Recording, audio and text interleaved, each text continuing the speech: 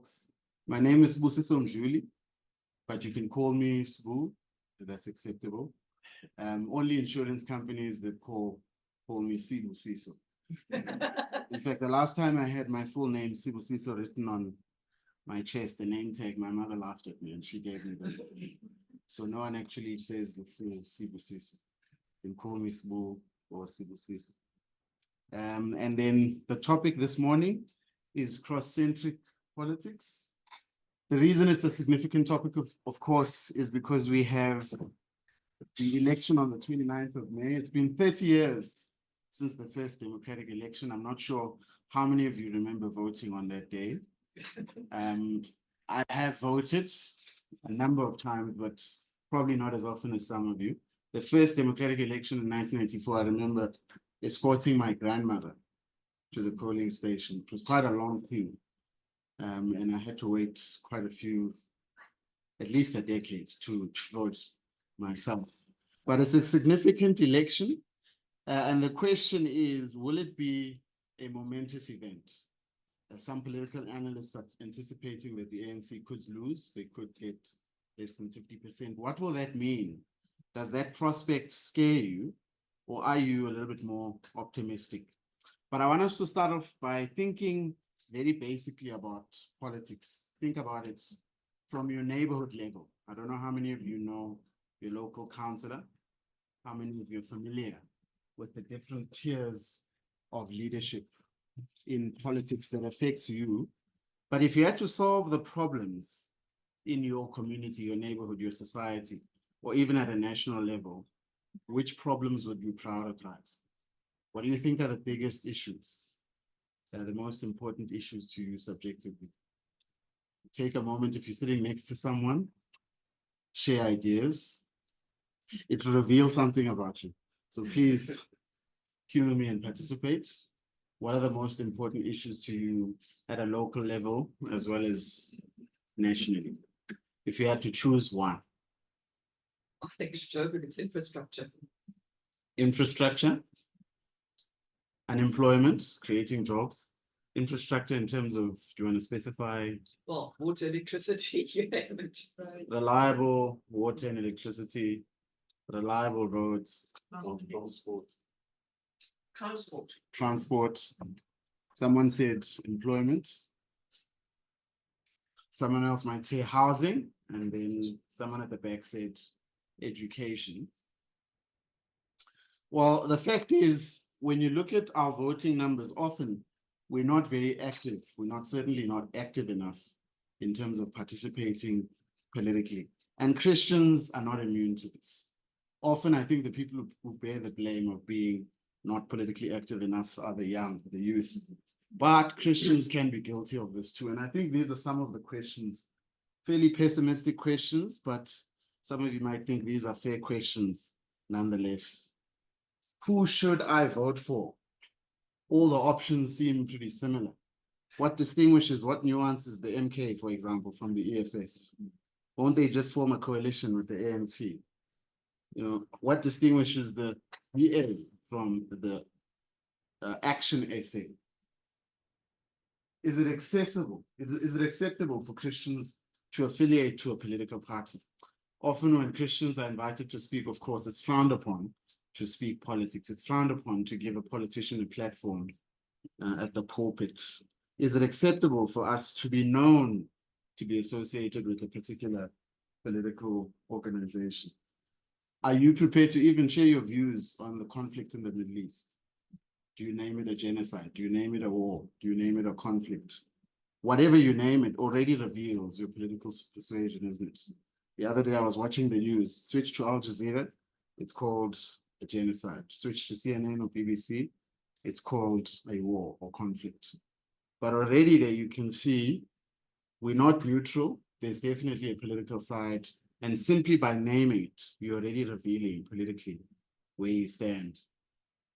Is there any hope? Can we really invest hope in politicians?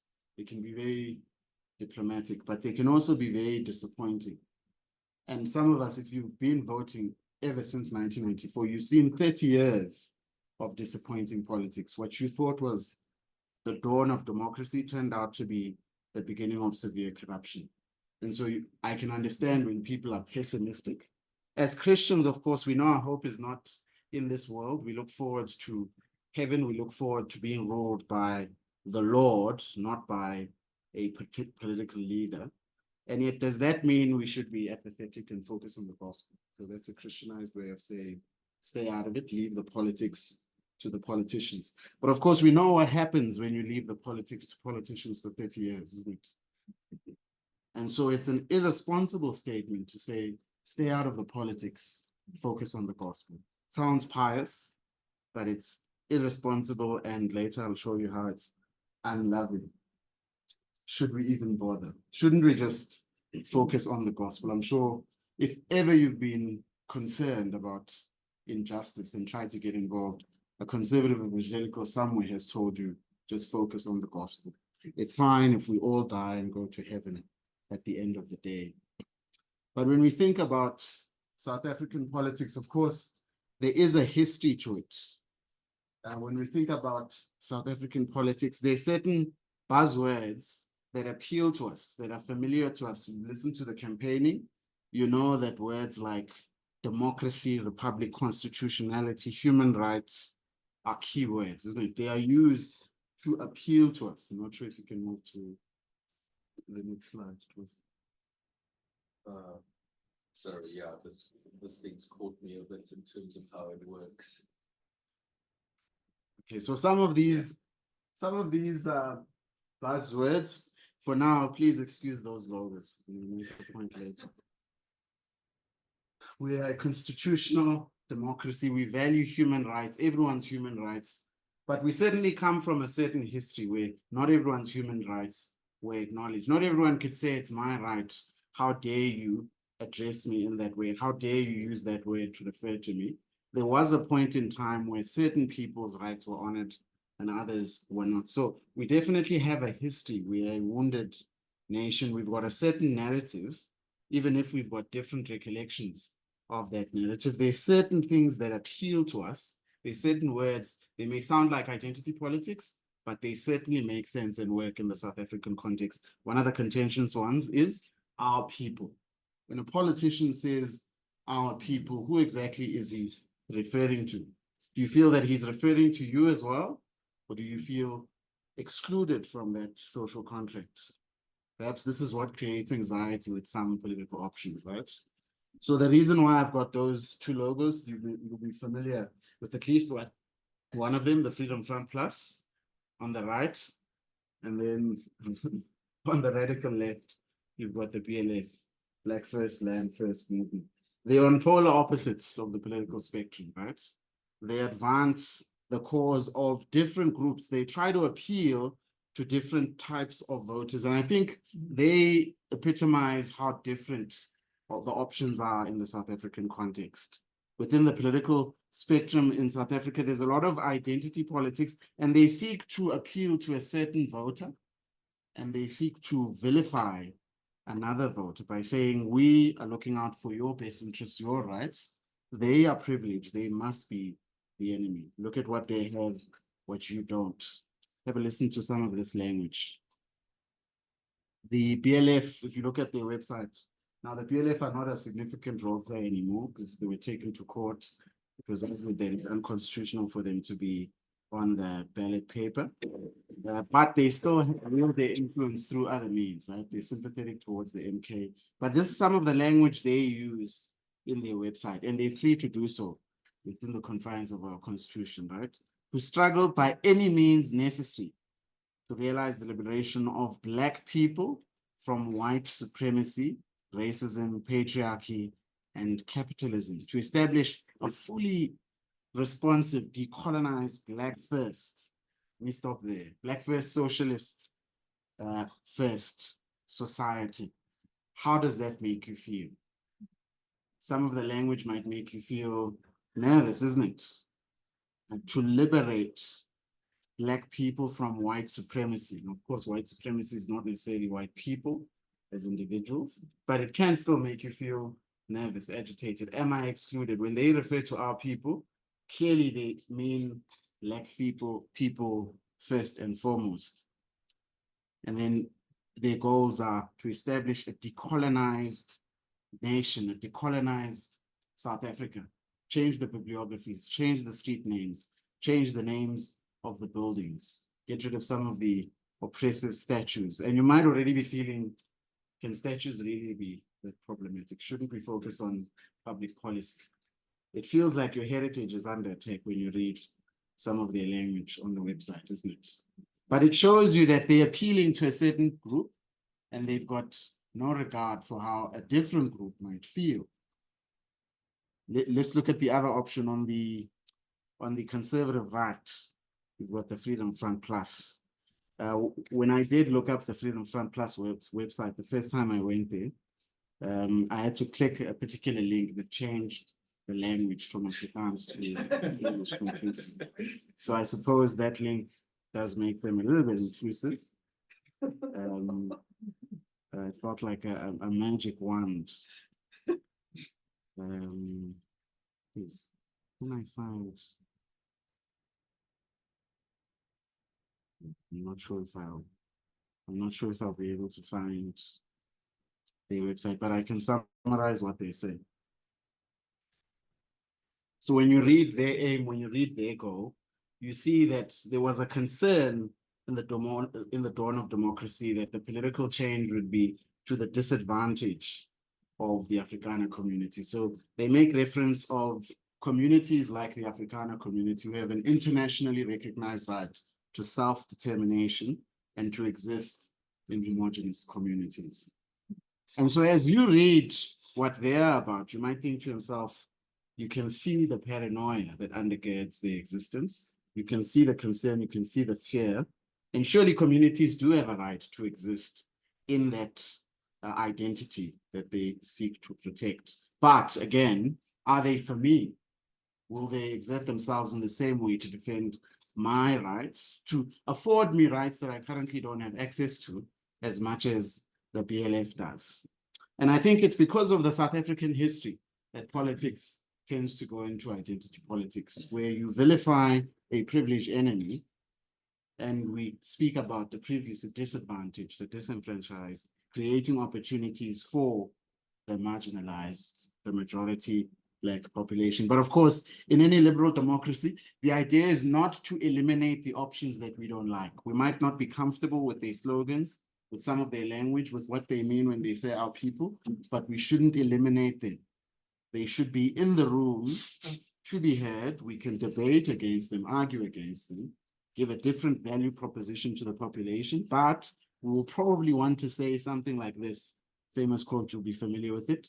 I disapprove of what you say, but will defend to the death your right to say it. Will people from the opposite ends of the political spectrum say such quotes? Let's get into the biblical lens. I want us to start off by looking at Romans chapter 13. Sorry, I need to read. When you look at Romans chapter 13, I'm sure it's familiar to a lot of us. Romans chapter 13 is a passage in scripture where Paul is writing to Christians in Rome.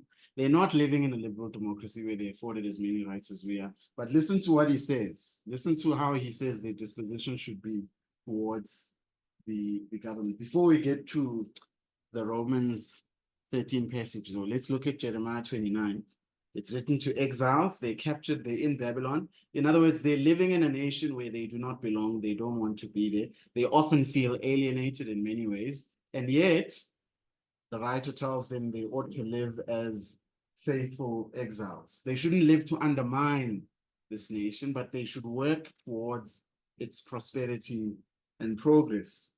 This is what the Lord Almighty, the God of Israel, says to all those I carried out into exile from Jerusalem to Babylon. Build houses, settle down, plant gardens, and eat what they produce. So never mind the land policy, never mind the prospect of appropriation of land without compensation in Babylon. Plant gardens, be productive, build houses, and settle down. Look how God takes responsibility for their plight. Politically and religiously, they would have felt defeated, not only by this nation with its impressive military, but even by their gods. It was a theological as well as political problem. And I think as Christians, sometimes we hit a moment of spiritual crisis when we throw our hands in the air and think to ourselves, this is the end of the story. We are defeated. What is God doing? How can they win? This is not good for our nation. I think what Jeremiah was saying to the exiles was roll up your sleeves and work towards the progress of the nation, wherever you find yourself.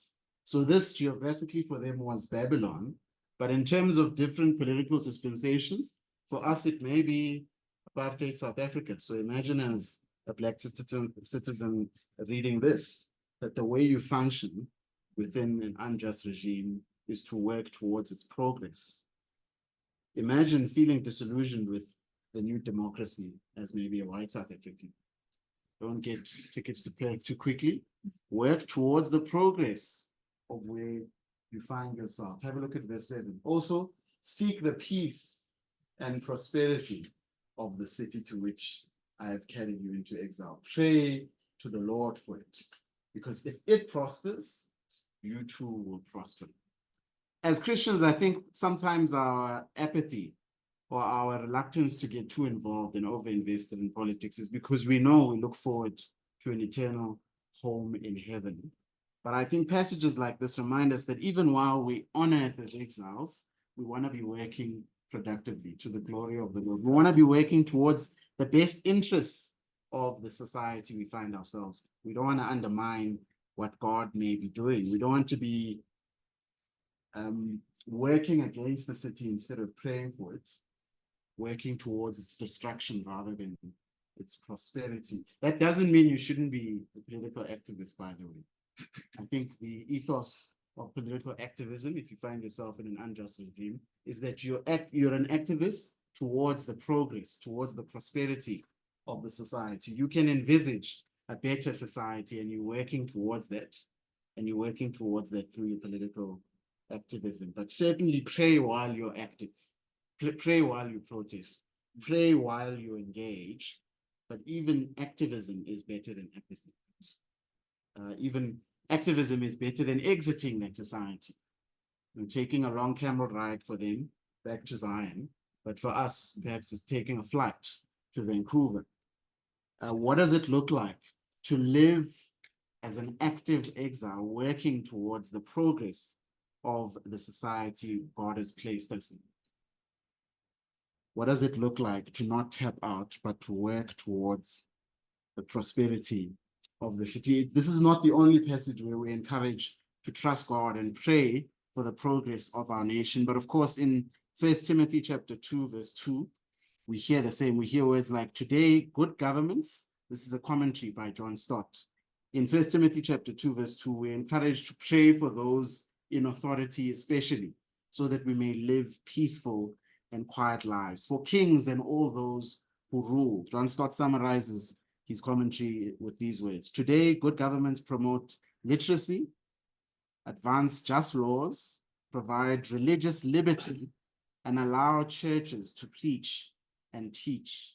Good government can serve as a conduit for the furthering of the gospel and human flourishing. If you've ever lived in an oppressive society where you don't have the opportunity to worship or to be evangelistic or to disciple people or to even address an audience and quote the Bible like I have and even project it on screens, you can appreciate the value of some of the liberties we enjoy in the South African context. Are we praying, thanking God for them? Are we praying for their preservation? Are we making good use of them? Or do we complain when they're threatened?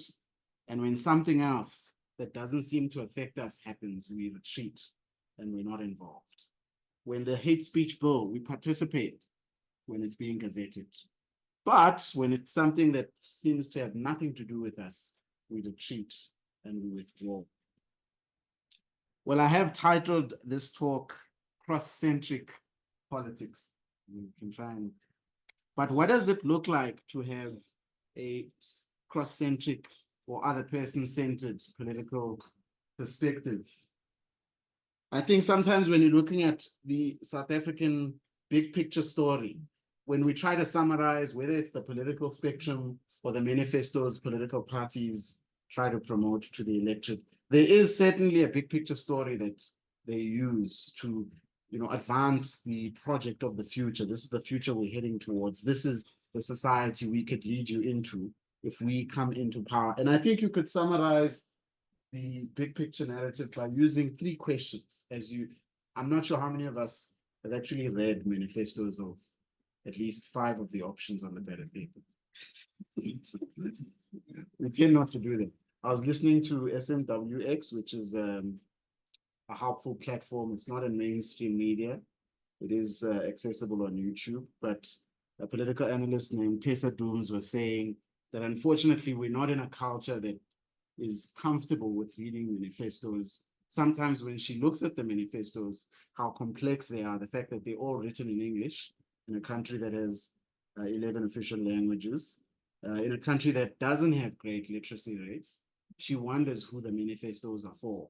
Political parties often can't just assume that you're going to go to the website, download the manifesto, read and understand the complexity of the issues they're trying to solve. So they need to find other ways of narrating the future they're proposing. And a big picture narrative, a big picture story of where we're from, what we're struggling with, and where they want us to go can be helpful. These are some of the questions that I propose. Where do we come from? Right? Where do we come from? What is our history? And how do you recall our history? Different politicians have a different recollection of the history. They have different descriptions of apartheid. It's more than once that political figures like Helen Zille and the late F.W. de Klerk have been criticized for their recollection of the apartheid state, right? And the reason is the way that you describe the past affects your politics. If the moment of the fall, the moment when things went wrong, the moment when things became unjust, and the moment we're trying to repair begins in 1652, then you can anticipate what are the policies and proposals that the political party will suggest. But in some of the language, if the moment of the fall, the moment where things went wrong, is in 1994, not 1652, you can anticipate the nature of the policies and proposals that political party will propose, right? And it's the same with the second question. What are the biggest challenges? Question 2. What is the biggest problem that this political party is trying to solve? Is it past injustice or is it present corruption? Often when an ANC politician is interviewed and told, you've had 30 years, what difference have you made? They'll remind you that we've had 400 years of colonialism and apartheid to undo. It will take more than 30 years. You can see the way that they package the story, the way that they narrate the big picture story of the South African context. Don't forget 1652 and everything that happened subsequently. In other words, that is what they say. And of course, I think the key question is, what is our desired future? And who do you feel is proposing or presenting that desired future? And often for South Africans, do you feel included in that desired future? Is it a kind of society where you are welcomed, where your skills are appreciated and used, where people like you, yourself, and your descendants can exercise those skills, where they have opportunity, where they are embraced? Some South Africans, when they read certain political manifestos, if they went through the trouble, would feel, oh, this future is scary for me. This future is exclusive and I'm not part of it. And I think as we think about the big picture narratives of South Africa, perhaps some people will feel that this upcoming election will be another turning point. It'll be either a moment of redemption or it'll be that fall event when things really begin to decline again. Well, the good thing in a liberal democracy is who can participate to determine the outcome. We can. If we abdicate, sit back, then when we look back and say, that moment of redemption was not only lost in 94, but it was lost in the election of 29 May 2024. The question is, where were you when that happened? You certainly had opportunity to do something about it. Whatever the narrative, whatever the manifesto, whatever the promise, whatever the recollection of apartheid history, or whatever the future, often it is your identity that determines how you tell the South African story. It's often your identity that determines whether you say, you know, looking back, apartheid wasn't that bad. At least we didn't have load shedding. Of course, the answer, that statement is problematic. But it is a statement that is often said, right? There's a cartoon that I was planning to show, but I just couldn't find it. It's sparked a lot of debate on social media. It's of the electorate, the voter standing, and there's two roads, two options leading in different direction. A path to hell, dark temple with bats and webs. A path to heaven. The path to heaven is on the right. The path to hell is on the left. The options to hell are the EFF, the ANC, the MK, the PA. The path to heaven, the path on the right, the path you want to choose, according to this cartoonist, will include on it the DA, Action SA, incidentally the IFP, the ACDP, and that, I don't know what it's called, that political alliance pact. But you can see there through that political satire that someone is campaigning, someone has a certain understanding of the political spectrum in South Africa, and they're suggesting that if you choose anything other than the options they've recommended, you're choosing doom and destruction for our nation. You're choosing the undesirable radical leftist path that will throw us into disarray. They're entitled, of course, to an opinion. Some people try to suggest that that cartoon is racist. The IFP, as I've said, is said to be on the path to heaven. But those are the views through political satire. We can see there's certainly a narrative. There's certain ways in which South African audiences and voters hear the political story. Another one that is a helpful cartoon is an old cartoon of Alistair Coetzee. If you don't know, he was the Springbok coach before Rassie Erasmus. He didn't get to serve the full 4 years of the World Cup cycle. He was fired 2 years before the World Cup in 2019.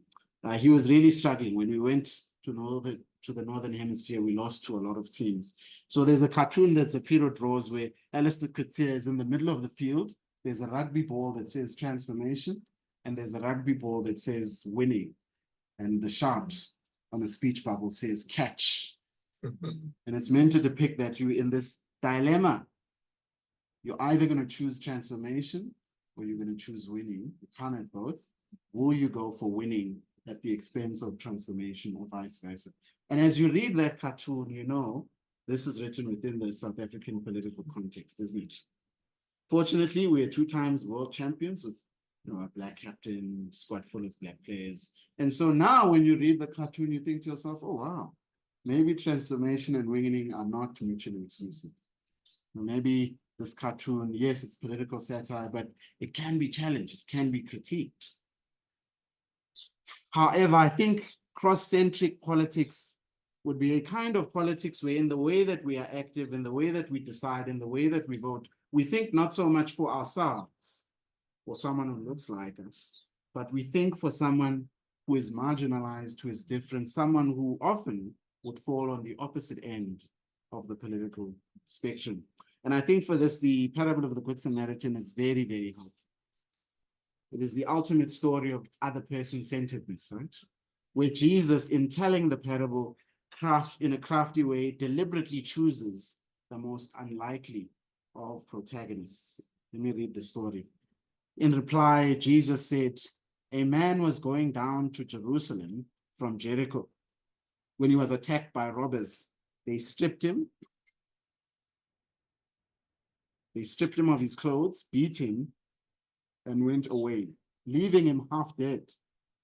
In some translations, they left him that he appeared as if he were dead. 31. A priest happened to be going down the same road, and when he saw the man, he passed by on the other side. So too a Levite, when he came to the place, saw him, passed by on the other side. But a Samaritan, as he traveled, came where the man was.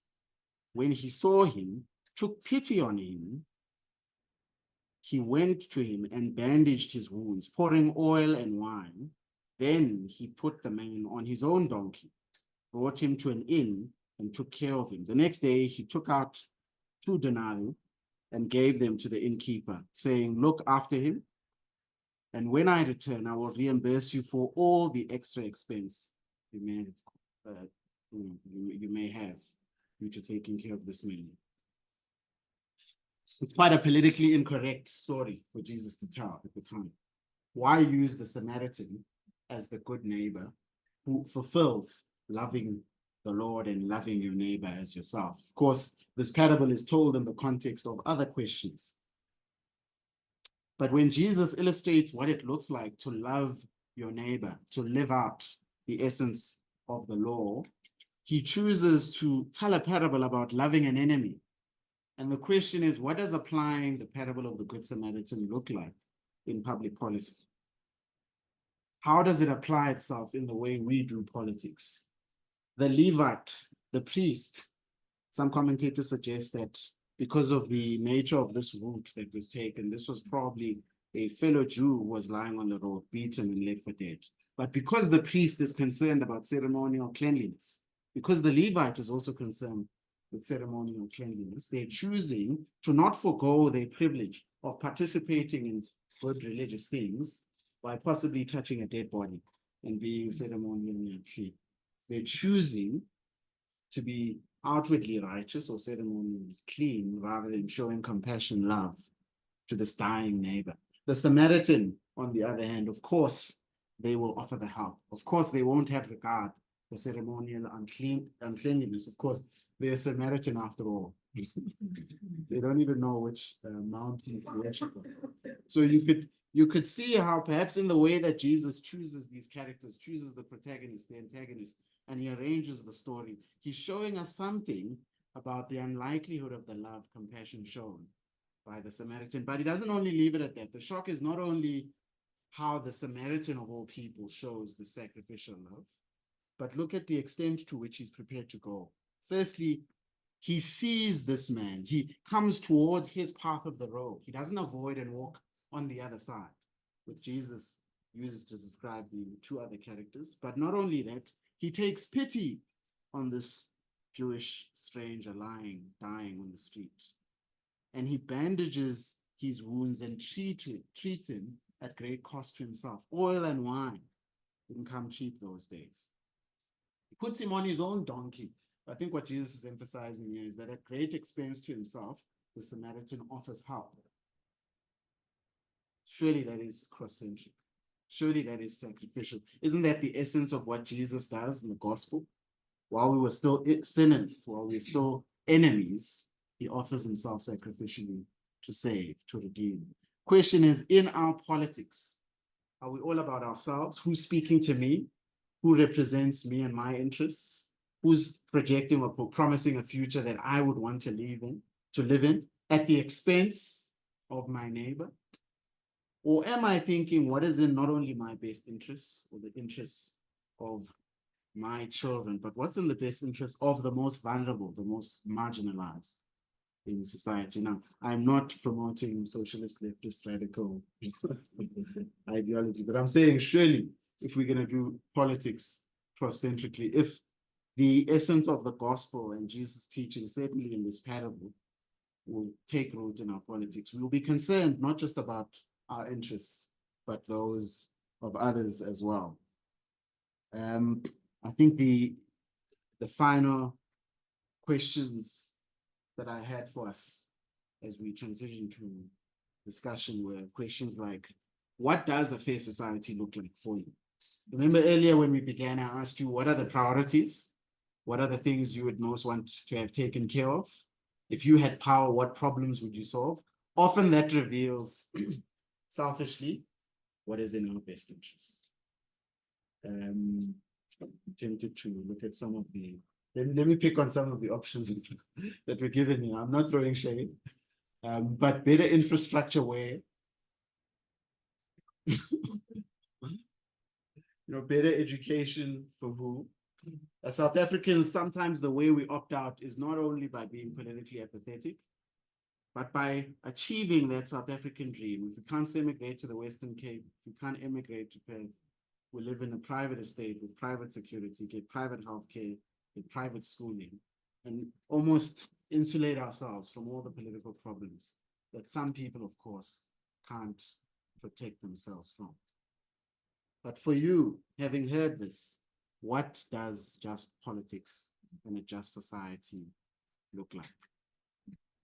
Okay, I think I'll end it there so there's enough time for the discussion.